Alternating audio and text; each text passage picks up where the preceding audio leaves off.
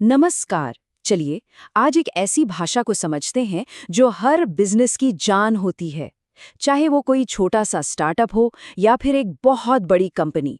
जी हाँ, हम बात कर रहे हैं अकाउंटिंग की दुनिया की। एक ऐसी दुनिया जहां हर नंबर एक कहानी कहता है। अच्छा, कभी सोचा है कि कोई भी बिजनेस कामयाब है या नाकाम, ये असल में पता कैसे चलता है ना? ये एक बड़ा सवाल। क्या कामयाबी का मतलब सिर्फ बैंक में ढेर सारा पैसा होना है, या फिर कहानी इससे कहीं ज्यादा गहरी है? बस यहीं पर अकाउंटिंग एक जादुई चाबी की तरह काम आती है। यही वो चाबी है जो इस पहेली को सुलझाती है और हमें नंबरों के जरिए किसी भी बिजनेस की असली कहानी बताती है। देखिए, किसी भी बड़ी इमारत के लिए उसकी नींव का मजबूत होना बहुत जरूरी है ना? ठीक वैसे ही भारत में अकाउंटिंग की नींव रखी थी श्री कल्याण सुब्रमण्यम अय्यर ने। इसीलिए उन्हें भारत में अकाउंटेंसी का जनक भी कहा जाता है। कमाल की बात यह है कि उन्होंने ही इसे सिर्फ हिसाब किताब रखने की कला से कहीं आगे बढ़कर एक बहुत ही सम्मानित पेशे का दर्जा दिलाया। तो फिर चलिए अब इस शब्द अकाउंटिंग के पीछे छिपे राज से पर्दा उठाते हैं। आखिर इसका असली मतलब है क्या? और एक बात तो पक्की है, ये सिर्फ कैलकुलेटर पर बटन दबाने से कहीं ज्यादा दिलचस्प है। अकाउंटिंग को ना एक बहुत ही स्मार्ट सिस्टम की तरह देखिए। सोचिए, ये एक ऐसी मशीन है जो किसी बिजनेस के हर फाइनेंशियल ट्रांजैक्शन के बिखरे हुए डेटा को लेती है और उसे एक साफ सुथरी तस्वीर में बदल देती है। एक ऐसी तस्वीर जिसे हर कोई समझ सके। सही मायनों में कहें तो ये किसी बिजनेस का फाइनेंशियल एक्सरे है, जो अंदर की एक एक चीज को साफ साफ दिखा देता है। और यहीं पर अकाउंटिंग और भी ज्यादा मजेदार हो जाती है। पता है कैसे? इसकी डबल पर्सनालिटी की वजह से।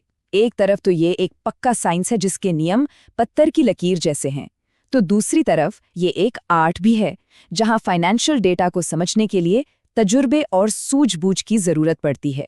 लेकिन हाँ, एक बात हमेशा ध्यान में रखने वाली है। अकाउंटिंग सिर्फ और सिर्फ पैसों की भाषा समझती है और उसी में बात करती है। अच्छा, जरा सोचिए, एक ऐसा खेल हो रहा हो जहां हर कोई अपने अपने नियम बना रहा है। क्या होगा? पूरी तरह से केओस फैल जाएगा, है ना? बिल्कुल। इसीलिए अकाउंटिंग का भी अपना एक रूल बुक है। ये रूल बुक पक्का करती है कि सारी कंपनियां एक ही मैदान पर एक जैसे नियमों से खेलें, ताकि सब कुछ फेयर और ट्रांसपेरेंट रहे।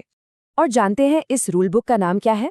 इसका नाम है गैप, यानी जनरली एक्सेप्टेड अकाउंटिंग प्रिंसिपल्स। देखिए, ये सिर्फ नियमों की एक किताब नहीं है, बल्कि ये एक वादा है।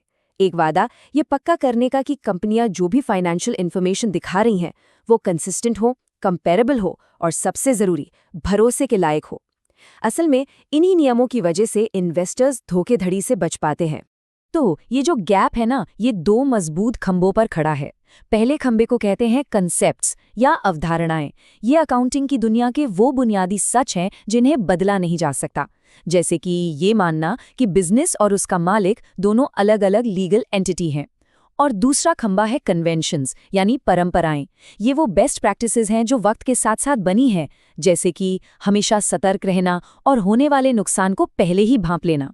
चलिए अब चलते हैं अकाउंटिंग के इंजन रूम में। बिल्कुल सही सुना, वो जगह जहां इसकी असली ताकत छिपी है।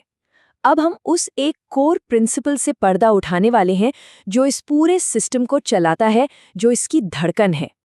और वो सुनहरा नियम है ड्यूअल एस्पेक्ट कंसेप्ट, यानी दोहरे पहलू का सिद्धांत। ये बहुत सिंपल है। ये कहता है कि हर फाइनेंशियल एक्शन का एक इक्वल एंड ऑपोजिट रिएक्शन होता है। मतलब अगर बिजनेस में कुछ आएगा तो कुछ जाएगा भी।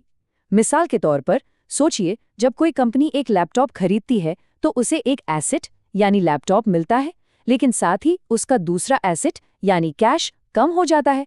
बैलेंस हमेशा बना रहता है। और ये पूरी की पूरी बात बस एक पावरफुल इक्वेशन में सिमट जाती है, assets is equals to liabilities plus capital. इसे अकाउंटिंग का लॉ ऑफ ग्रेविटी समझिए, ये कभी नहीं टूटता। एक बिजनेस के पास जो कुछ भी है यानी उसके एसेट्स, वो हमेशा उसके कर्जे यानी लायबिलिटीज और मालिकों के लगाए हुए पैसे यानी कैपिटल के बराबर ही होना चाहिए। ये तराजू हमेशा हमेशा बैलेंस्ड रहता है। तो इन दो असर को हम क्या कहते हैं? इन्हें कहते हैं डेबिट और क्रेडिट। और एक बात साफ साफ समझनी होगी कि डेबिट और क्रेडिट अच्छे या बुरे नहीं होते। नहीं, ये तो बस एक ट्रांजैक्शन के दो पहलू हैं। डेबिट दिखाता है पाने वाला पहलू, रिसीविंग एस्पेक्ट, और क्रेडिट दिखाता है देने वाला पहलू, गिविंग एस्पेक्ट। बस जैसे हर कहानी के दो पहलू होते हैं। तो ठीक है, हमने नियम भी समझ लिए और कोर प्रिंसिपल भी जान लिया। अब सवाल ये है कि ये सब असल में काम कैसे करता है। चलिए देखते हैं। इसे ना एक एफिशिएंट प्रोडक्शन लाइन की तरह सोचिए, जहां कच्चे डाटा को प्रोसेस करके काम की इन्फॉर्मेशन में बदला जाता है। इस प्रोडक्शन लाइन की शुरुआत होती है जर्नल से। जर्नल को बिजनेस की फाइनेंशियल डायरी समझ लीजिए, जहां हर एक ट्रांजैक्शन को डेट के हिसाब से रिकॉर्ड किया जाता है। इसके बाद नंबर आता है लेजर का। लेजर में जर्नल से सारे ट्रांजैक्शंस को सॉर्ट किया जाता है, मतलब क्लासिफाई किया जाता है। जैसे सारे कैश ट्रांजैक्शन एक जगह, सारी सेल्स एक जगह। और सबसे आखिर में आता है ट्रायल बैलेंस। ये एक तरह का फाइनल क्वालिटी चेक है, ये पक्का करने के लिए कि डेबिट और क्रेडिट का हमारा सुनहरा नियम अभी भी बना हुआ है। लेकिन सवाल ये है कि इस पूरी प्रोडक्शन लाइन का फाइनल प्रोडक्ट क्या है? भाई कुछ तो नतीजा निकलता होगा। जी हाँ, और वो है बिजनेस का फाइनल रिपोर्ट कार्ड। यही फाइनेंशियल स्टेटमेंट्स हैं जो हमें बताते हैं कि बिजनेस ने असल में परफॉर्म कैसा किया है। तो देखिए, इसमें दो मेन रिपोर्ट कार्ड होते हैं। पहला है प्रॉफिट एंड लॉस अकाउंट। ये रिपोर्ट एक तय समय के दौरान, मान लीजिए 1 साल में, बिजनेस के सफर को दिखाती है। क्या ये सफर फायदे वाला रहा या नुकसान वाला? और दूसरा रिपोर्ट कार्ड है बैलेंस शीट। बैलेंस शीट समय में जमे हुए एक पल की तरह है।